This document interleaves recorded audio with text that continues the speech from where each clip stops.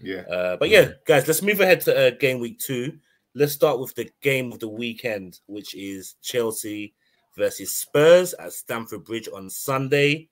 Ibrahim, what's your thoughts on this game and about Chelsea and Spurs in general? Yeah, I mean, I looked at Chelsea this season. I mean, there was a point last spring where we were thinking that Chelsea could be virtually, potentially liquidated, or maybe not that bad, but we thought it was all going to be really bad for them. But I think they've actually had a decent enough summer. I'm not sure how it's all going to come together because Chelsea tend to have that sort of self-destruct, not to like a completely disastrous level, but like last season, for example, they were in the title race up until like October, and everyone thought this is the strongest team because they started stronger than City and looked better than Liverpool for a while, and then by the end of the season, they're looking over their shoulder. And I think Sterling's a fantastic buy for them. I think Koulibaly's a fantastic buy. If they were to get De Jong instead of United, that's a fantastic buy. And who else are they looking at? I mean, they're talking about Aubameyang now as well. Cucurella's a good signing. I just think I just worry, are these all statement signings from the new ownership, or is it Tuchel actually thinks, right, I'm going to be able to get this team working? Because Chelsea, I mean, as Chelsea's record when it comes to spending big money isn't always fantastic for a team that likes to spend that kind of money. I mean, we're looking at that summer of 2 years ago. Havertz has gone. Not Havertz, Havertz not gone. Werner's just gone. Trying to get rid of Ziyech. And and Havertz has not really had the best of times there. I mean, you take away the Champions League winning goal, and would you say his time at Chelsea has been a success? You probably wouldn't, would you? So it remains to be seen how it all works out for them. I mean, if Tuchel, I don't know what this Bowley's like in terms of his attitude to managers. If he's like Roman Abramovich, if things start to go wrong, does he hit the panic button and things like that? Remains to be seen. So it's hard to tell with Chelsea. A lot of people are suggesting that they might not finish top 4. I think they'll have just about enough. I think they'll be strong enough to probably still be 3rd or 4th come the end of the season. And the other team there would possibly be Tottenham, because they've started really well. They've got Conte for a full season now, although I mean, everyone has pointed out in the past, Conte's main when he has to compete with Europe as well, having a Champions League and a Premier League might actually hinder him slightly. If it was just all guns blazing for the Premier League, then maybe he could, just bring a surprise with Tottenham. But I think they've got a good squad. They had a good summer, brought youth and experience. I really like Jed Spence. I think he's great, fantastic. I don't know how much game time he'll get for Spurs in this season, but I think he's a great player. Bissouma, we talked about already. Pulisic. Pulisic. Why am I getting this? Perisic, sorry, is the experience is invaluable. And then they've won their first game of the season, having come from behind, made a bit of a statement win with a 4-1 victory over Southampton without Son or Kane really contributing to. I mean, Son got an assist. Yeah, yeah.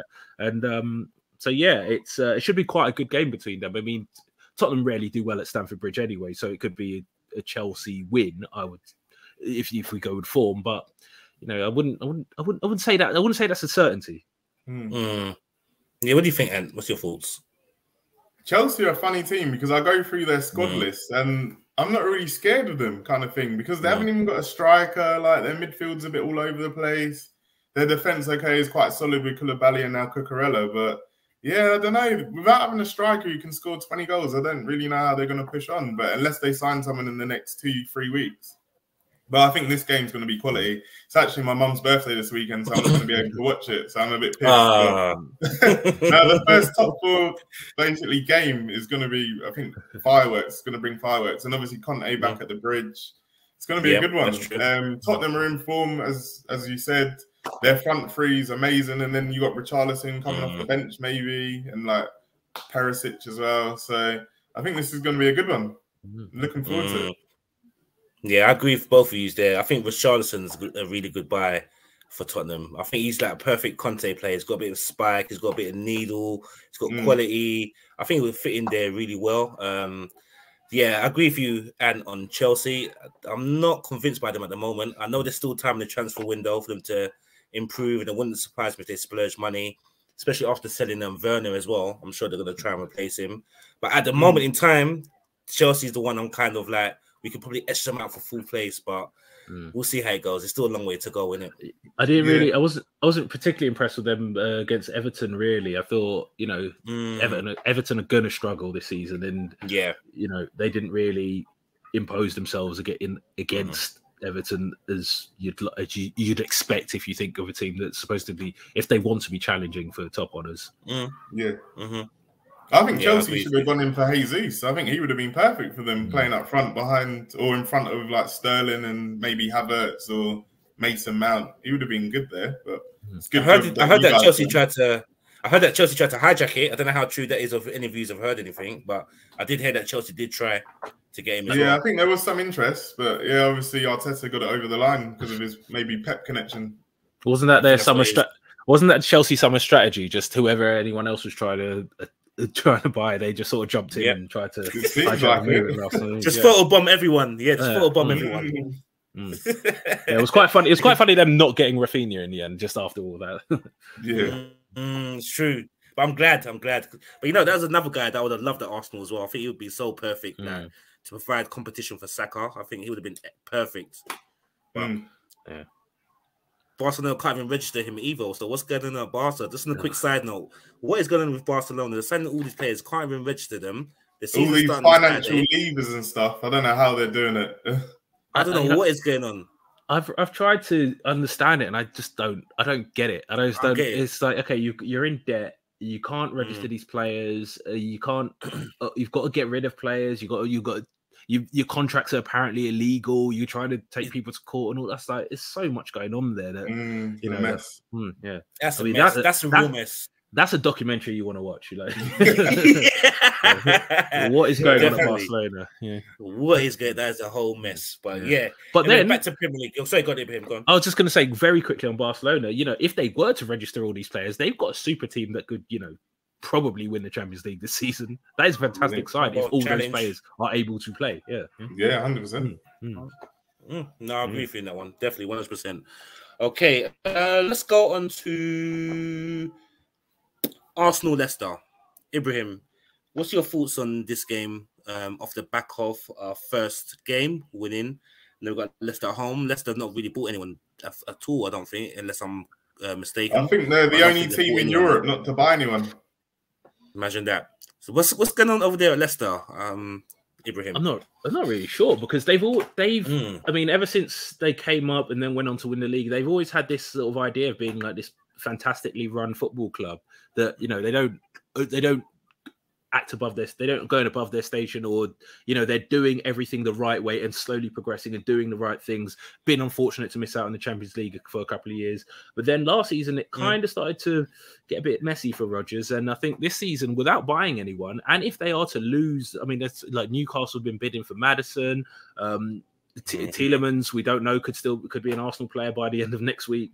Fofana could be off to Chelsea. All this sort of thing. It's like, what is the plan there? Is what you want to know. You want to know what are they trying to do, and what is their aims for this season. But I don't know. And then the first game of the season they threw away a 2-goal lead, didn't they, against Brentford? And so, you know, everything should be pointing to an Arsenal home win, but, you know, I'm taking absolutely nothing for granted because, you know, I've watched Arsenal for long enough to know.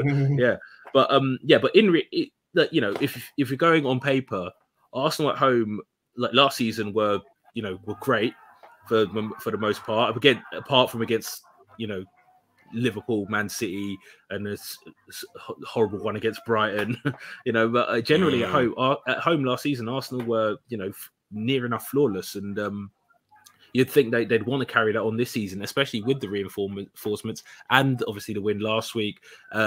Everything seems to be going well, but obviously, as we say, when things are going well is when things tend to go wrong for Arsenal. So I think it'd be wise to be cautious ahead of this week, but Arsenal should be able to get over the line here. Yeah, I agree with you, Ibrahim. I'm like cautiously optimistic on this. There's another, you know what, 1-0, 2-0, 1-0 will do. Just get this out of the way. Yeah, keep the unbeaten record going and just try and build some momentum going into the season. But yeah, no, I agree with you. A home win, hopefully. It might not be a greatest game, but yeah, 3 points is what matters the most. Anthony, what's your thoughts on Arsenal versus Leicester? Yeah, I think you'll win that. Also, just on Leicester, losing Kasper Schmeichel, their number one keeper, like a few days before the season starts. I just don't understand that logic. Yeah, it's mad. I know they got that Danny Ward, but he's a bit untested in the Premier League. I think he's only played a handful of games. So, yeah, it's just weird. I actually feel a bit sorry for Rodgers. I think he hasn't been back this summer. Not signing and playing the whole summer transfer window is weird as well. So, yeah, I think you guys will win maybe 2-1, 2-0. Yeah, that sounds about right. That's typical Arsenal scores, that 2-1. Never get a clean sheet. We never get a clean sheet. We're never saying like 3s or 4s ever again. Like, no, never. Okay, let's move on to Man City, Bournemouth. So Ibrahim, it seemed like a home banker there, isn't it? Just another opportunity to talk about Haaland again. Yeah, I mean, just to do it in front of his own fans, really. Bournemouth are an interesting one. I mean, I think a lot of people predicted them to go straight back down this season. I mean, Scotty Parker, I mean, he may dress nice, but I'm not sure that's going to convert to winning enough football matches. Although they did start the season well, a good win against Villa, which will sort of buoy them up and make them think, like, actually, I'm not saying that they'd go to City thinking, oh, yeah, well, we can afford to lose now. But having that 3 points in the bank is probably something that it'd be good for them going to City, knowing that they've got that on the back burner, and knowing that, had they lost to Villa and then lose to City, then all of a sudden they're in trouble straight off the ball, and then they're chasing. But I think they can go there with a little bit more, a greater sense of, like, okay, freedom to play that game and not too much stress. Yeah. No, I agree with you, Bim. That's a good point there. Anthony, what's your thoughts on City, Bournemouth? Should be 3 points, really, innit? Yeah, I'd tell everyone to captain, maybe even triple captain Haaland this weekend, because he's going to score at least 2 or 3. Bournemouth did play well against Villa, but I just looked at Bournemouth's transfer business this summer, and some of the signings, they brought in Fredericks on a free from West Ham, Joe Rockwell from Blackburn, Tavernier from Middlesbrough, and then Neto, the Barcelona keeper, and it's just not enough, is it? I mean, when you're going up to the Premier League, you need to really invest to stay up, I think. So that almost looks like a transfer list to prepare them for another season in the Championship next year. Exactly. It's long-term planning, but not in the way you think. But they're probably the favourites to go back down. So it's going to be 3-4-0, maybe even 5. I think. I agree for both of you. Yeah, I agree with both of you. I think it'll be 3-4-0 victory. I think Haaland will rack up some goals. I've got him as my captain, as I mentioned earlier, so hopefully he gives some points as well, and to make up some points after Harry Kane let me down last week. But I think it'll be a regulation home banker win for Man City. Okay, so let's go on to our last game that we're going to preview this week. We said the best for last. So Anthony, you got Brentford United. Give me your thoughts. What are you thinking? I think this is a tough game because Brentford are so resilient. Like, as we saw in the Leicester game, going from 2-0 down to come back to 2-2. I know they obviously lost Eriksen to United, but they've still got firepower in, like, Tony. So I think it's going to be a tough test. I don't think Ten Hag's going to expect what's to come, basically. I think we might just nick it. I think Ronaldo has to start because of his firepower in front of goal. Eriksen maybe plays in the 10 with Bruno alongside him somewhere. It'd be interesting to see what he does with the defence, whether like Varane comes back in or if he brings Malacia in to play left back, because I think Shaw was a bit at fault for the first game of the season. And also the midfield, obviously, I don't think Rabiot is going to be in because United's boards is so incompetent. So I don't think he's going to get done in the next 2-3 days. So if he sticks with Fred and McTominay, there's probably going to be outrage on Twitter again. So maybe he brings in Van der Beek, or there's probably no one else really. Or if he drops Eriksen as like a number 8 to play inside in the midfield 3. But I'm hoping we just about nick it because we need the win. As I said earlier, we got Liverpool next. So to lose your first 3 games will be a nightmare for Ten Hag. So yeah, I think we'll just nick it. Maybe 2-1 to United with Ronaldo and maybe Eriksen getting on the score sheet. What are you thinking, Ibrahim? I actually agree with that. I think United.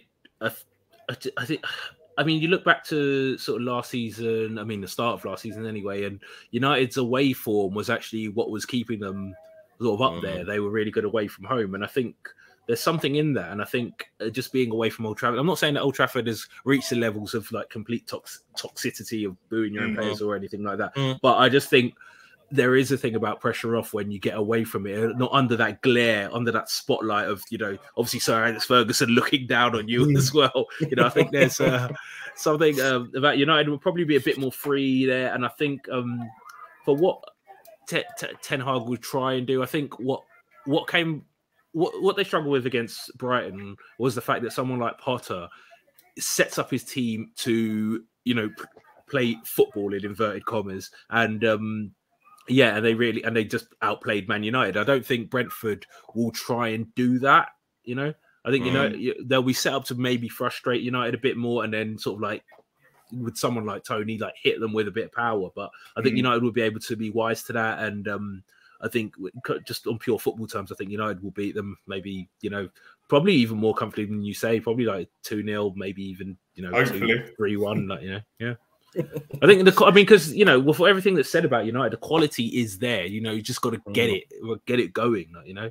Yeah, I really want to see Sancho kick on this season because I've been quite disappointed with him so far. Like, obviously, we saw what he done with Dortmund, playing on the right or the left. He was such a good playmaker, playing those little intricate passes. So I hope he kicks on this season, and he needs to if he wants to get an England squad. Like, you've got so much competition on the wings with players like Sterling, Rashford, Mason Mount playing in that role like behind the striker. So yeah, Sancho needs to kick on, and playing against Brentford, I think that's the perfect opportunity for him to show his stuff. Yeah. No, I'll go with you guys as well. I think if Ten Hag starts Ronaldo, I think you will win. I think you'll win quite comfortably in the end. Yeah, I'll say maybe 2-0. Yeah, I think you need the victory just to kickstart your season, relieve a bit of pressure on Ten Hag, and hopefully you can just transfer that into your home games as well. Because like Ibrahim said, yeah, it's true, you're really good away from home. I don't know if it's the way you're set up or your pacey players at the top, but it just seems to suit you playing away from home. And yeah, like Ibrahim said, I agree with him, and I think that I think you get the 3 points and kickstart your season. Fingers crossed. Okay, so just before we wrap up, guys, I just want to ask you a quick question: who do you think is going to be the champions this year, and who do you think is going to win the Golden Boot? So I do apologize, I threw this on you. I didn't give you no preparation for this. Whoever wants to go first can go first. I don't mind. Well, that's an easy one for me. One for me. Man City's going to win it. I just think they're too strong. I know Liverpool are also good, but I just think the midfield, I think it's going to let them down. I think they're waiting 12 months for Bellingham. They're going to go for him next summer, but I think they should get him now, personally. So yeah, City for me, they're just strong in so many different areas. And when you got a player of Haaland's caliber up front, I think it's just going to be deadly with him and De Bruyne. So yeah, City champions, Haaland top scorer, and I think he's going to get 40 goals. Not a bad shout. We might have to earmark this one and make sure put this on reels. Do you agree with Anthony? Okay, Ibrahim, what's your thoughts? Who do you think to be champions and win the Golden Boot?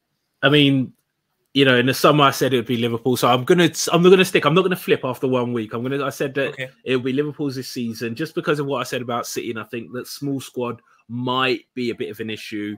But equally, I mean, the Golden Boot, I think I am gonna have to say Haaland. I think he's gonna outscore everyone else. Even if it doesn't mean City win the title, I still think he's gonna, you know, just gonna score near enough every time he's on the pitch, to be honest. So yeah, that's my two. But I will say Liverpool gonna probably just about do. I think they're just the way they finished last season, they finished strongly, but they'll be so disappointed with how it ended. Like it was like 3 years ago when they just missed out by a point. It's similar almost the same sort of way they lost out last season. I think they're just going to be so galvanized this season, putting the first game aside, and they're going to just, you know, I mean, they're so tough to beat. I mean, you know, they're like, you look at them when they go up against most teams, and even against City, and you still think Liverpool can come out on top. So, you know, I think they'll probably, just be just slightly strong. I don't think they'll run away with it, but I think they will win it in the end. That's fine. I'm going to agree with Anthony on this one. I'm going to go with City to win the league and Haaland as well for top goal scorer.